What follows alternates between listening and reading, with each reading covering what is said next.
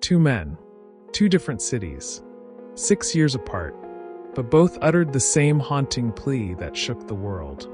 I can't breathe. Eric Garner in 2014, George Floyd in 2020. Their final words became rallying cries against systemic racism and police brutality in America. But the question remains, what truly changed between these two tragedies?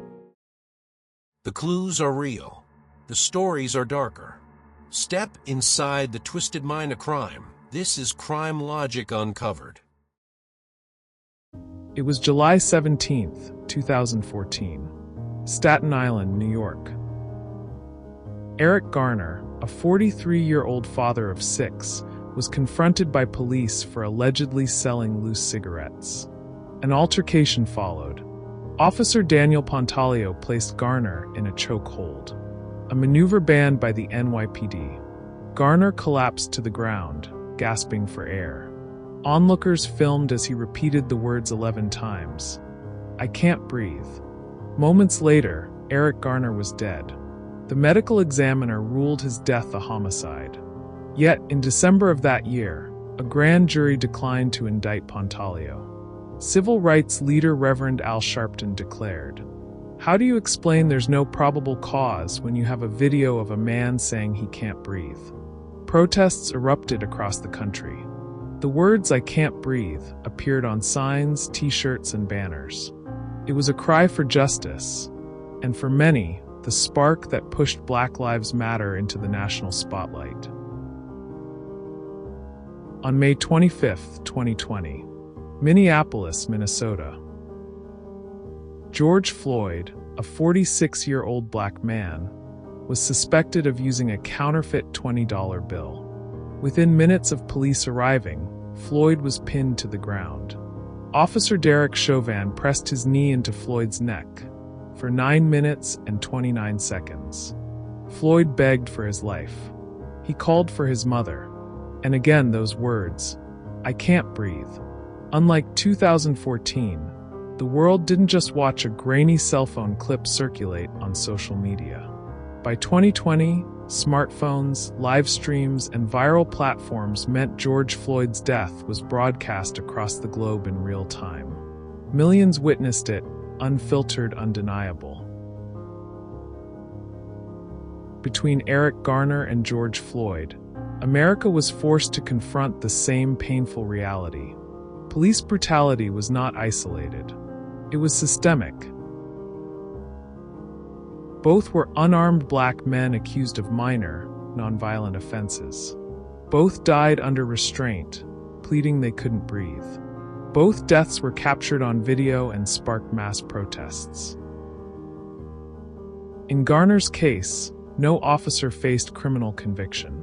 In Floyd's case, Derek Chauvin was tried, convicted of murder, and sentenced to 22.5 years in prison. The legal outcome for Floyd marked a watershed moment, a rare instance of accountability in a system where officers are seldom convicted. Eric Garner's video shook America, but in 2014, social media was still evolving. Platforms like Twitter and Facebook amplified his case, but the national dialogue often split along political lines. By 2020, the digital landscape had changed.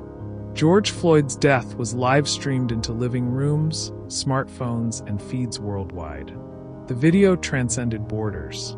Protests erupted not only in Minneapolis or New York, but in London, Berlin, Sydney, Tokyo. Over 60 countries marched in solidarity. It was the largest protest movement in U.S. history. After Eric Garner, policy discussions began but often stalled. New York passed the Eric Garner Anti-Chokehold Act in 2020, 6 years after his death. Yet Pantaleo, the officer who killed him, remained on the force until 2019. George Floyd's case, however, brought sweeping momentum. Cities began banning chokeholds and neck restraints. Calls to defund the police entered mainstream politics. Corporations, universities, and government agencies pledged to address systemic racism. The U.S. House of Representatives passed the George Floyd Justice in Policing Act in 2021, proposing bans on chokeholds, limits on qualified immunity, and increased accountability. Yet in the Senate, the bill stalled, blocked by partisan deadlock. As civil rights attorney Ben Crump said, "If America can reform its policing after George Floyd, then his death will not be in vain." But for many activists, the reforms remain incomplete, piecemeal changes rather than systemic transformation. Between 2014 and 2020, the media's role shifted dramatically. Eric Garner's story was covered, yes, but often framed around questions of legality and officer conduct. By 2020, the media narrative shifted toward systemic injustice, racism, and human dignity. Public awareness also deepened. The phrase Black Lives Matter, once controversial, became a global movement embraced by millions. Sports leagues, musicians, even Fortune 500 companies adopted the slogan. Yet critics argued some responses were symbolic, hashtags, murals, and corporate statements, without structural change. From Eric Garner to George Floyd, 6 years passed. The cries of "I can't breathe" still echo. Yes, George Floyd's case brought unprecedented accountability. Yes, it ignited a global reckoning with race and justice. But the deeper question lingers. Have America's structures truly changed? Or have they only been shaken? The legacy of Garner and Floyd is more than tragedy. It is a challenge, a demand that society confronts uncomfortable truths, dismantles unjust systems, and ensures that future generations never have to cry out.